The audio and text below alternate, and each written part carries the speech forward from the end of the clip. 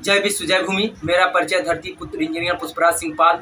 आज जो मैं अपनी बात बोलने जा रहा हूं, आम नागरिकों के लिए प्रशासन को आंख खुल जाना चाहिए और आम नागरिकों का भी आंख खुल जाना चाहिए, क्योंकि आए दिन जो आम नागरिक, आम जनता है, गरीब है, मजदूर है, वो प्रशासन को पूरा 100% देता है। वही प्रशासन उनका 100% लेकर के उन्हें 30% भी नहीं देता है। वो कैसे होता है?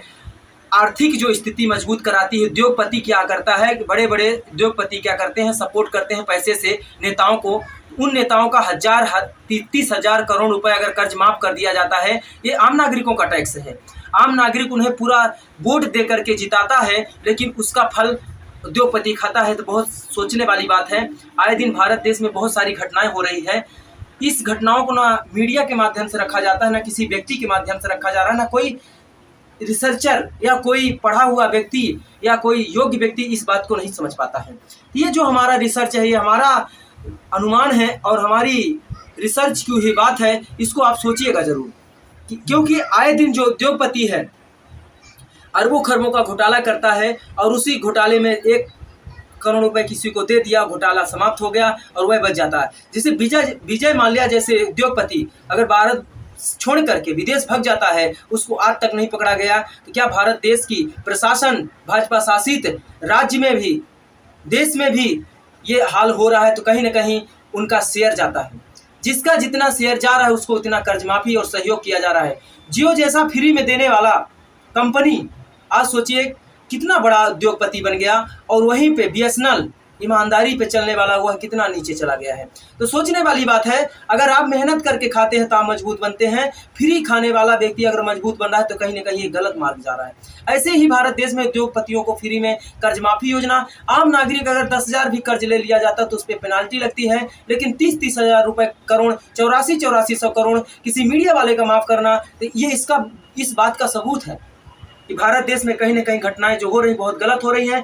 आम नागरिकों को इस पर विचार करना चाहिए कि हमारा पैसा जो 1-1 रुपए कमा करके टैक्स देते हो जाता कहाँ है। आप अगर 1 रुपए का नमकीन भी खरीदते हो तो उसमें भी 70 पैसे टैक्स लगता है।